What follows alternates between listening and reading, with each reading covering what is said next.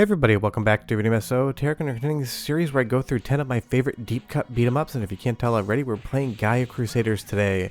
This was released in 1999 by Noise Factory, and it was the first game they ever developed, and they would go on to make a lot of games for SNK and the Neo Geo platform, including my favorite fighting game of all time, Matrimelee. But obviously this isn't a fighting game, it's a beat 'em up, but you can see the development history of Noise Factory in their first game, because this basically sets the tone and tenor for everything they were going to do moving forward. Before we get too far involved, let me a huge favor, go down below, hit like and subscribe, and ring that notification bell, definitely helps us out. And if you feel so inclined to want to support the channel, we got a Patreon link down below as well. Now, I will admit right off the top, Gaia Crusaders is definitely firmly in the B tier of fighting games. This is not mechanically the most sound thing you're ever going to play, but charm, graphics, and sound-wise, it has absolutely everything I need in a beat 'em up.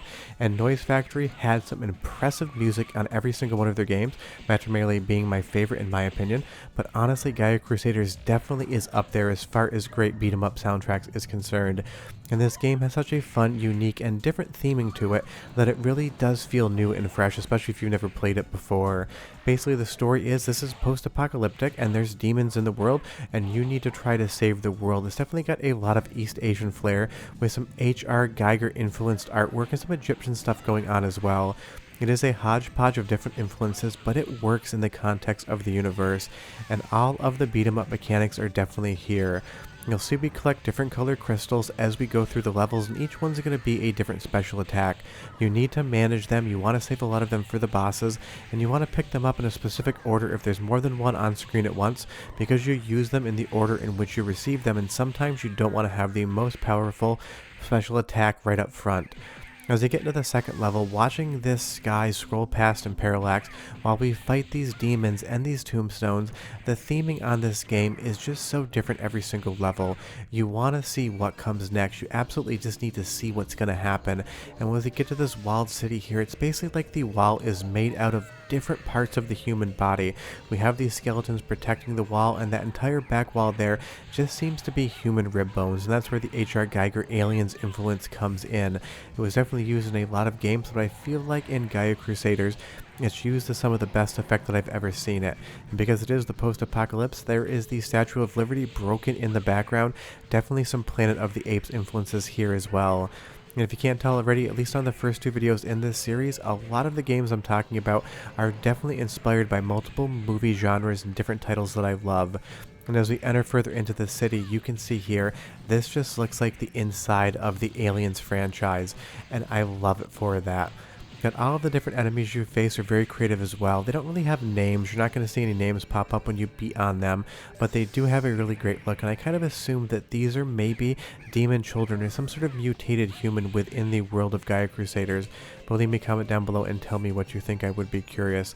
And tell me if you ever played this game before either. I want to know who out there knows about it and enjoys it. And as we see the second boss battle here, even though this is not SNK hardware, you can totally get the Neo Geo looking vibes. Noise Factory's artists had a very specific look, and even in their first game, you can see their signature style all across the board in this. Now, as far as the cheat factor is concerned, Gaia Crusaders isn't the most fair game ever, nor is it the cheapest game ever. It's definitely there to take your quarters, but it's not going to beat you up too badly, pun very much intended to do so. And I love this character here giving you different parts of the story. It's absolutely late 90s jank in the best way possible. And as we move into the third stage here into this ruined city, you basically traverse the entire world of Gaia Crusaders and the post-apocalypse, seeing what else is going on. I'm onto the second character, and I'm going to show you all 7 selectable characters in the game. You get to start with 5, and you can unlock 2 as the story moves on. But because it's Noise Factory and they always had great music, Gaia Crusaders is no exception, so go ahead and listen for 45 seconds. I'll be back with more gameplay.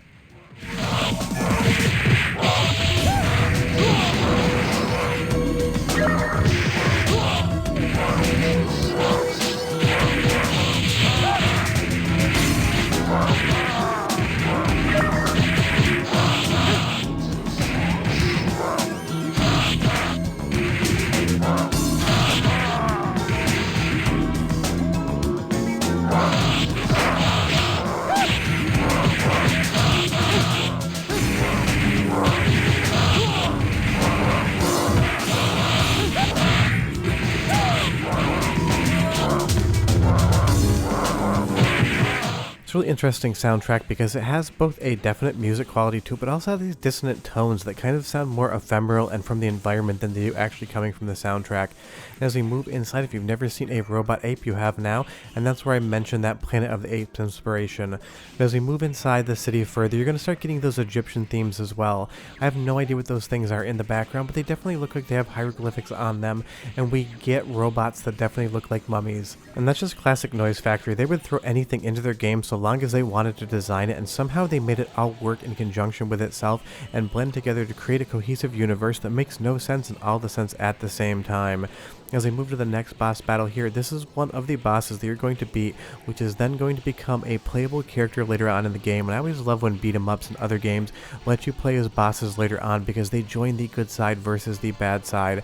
But I will say the character selection here has pretty something for everybody. There's going to be somebody you choose, whether it's a fast, powerful character or a slower character that hits a little bit harder. You're going to find somebody that works for you.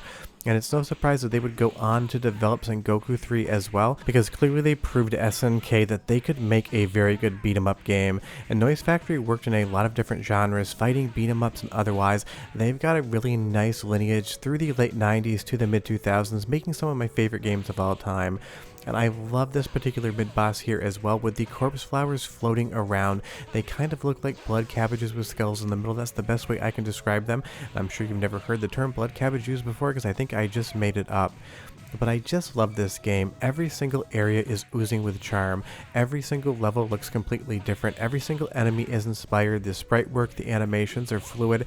It just has everything I'm looking for when it comes to a beat 'em up. And I really love these Anubis dogs here with their full armor, and they break out of their basically stone shells to attack you. You're never quite sure what you're going to see next in Gaia Crusaders, but you're always looking forward to finding out what it is. Like this next boss battle here is so unique and so interesting and has such a vibe going on with it. It's something that you've probably never seen before, and when you're playing it, you're absolutely enthralled with what's going on, and that boss will show up in just a moment here. But that's the thing about Gaia Crusaders. I'm just not sure why more people don't talk about this game. I'm sure a lot of you watching have at least heard of it, but even if you extend it out to the top 25 or top 50 best beat 'em up games of all time and just Google that term, I would assume 9 out of 10 lists would not have Gaia Crusaders on it, and I just feel like that's because most people probably just have never actually played the game. And I love that the true boss was summoning the moon the entire time and turned it into the blood moon. This is definitely one of the cheaper bosses in the game. She can teleport around and she somehow manages to escape the minute you start damaging her. But the thing is, even if it is a little bit cheap, one, we're not spending actual quarters, and two, the game is so much fun you really forgive it for a few of its lighter sins. I'm going to give you one more sample of the soundtrack after I show you the new playable characters, because this one is completely different than the last one and the game loves to change up. Enjoy!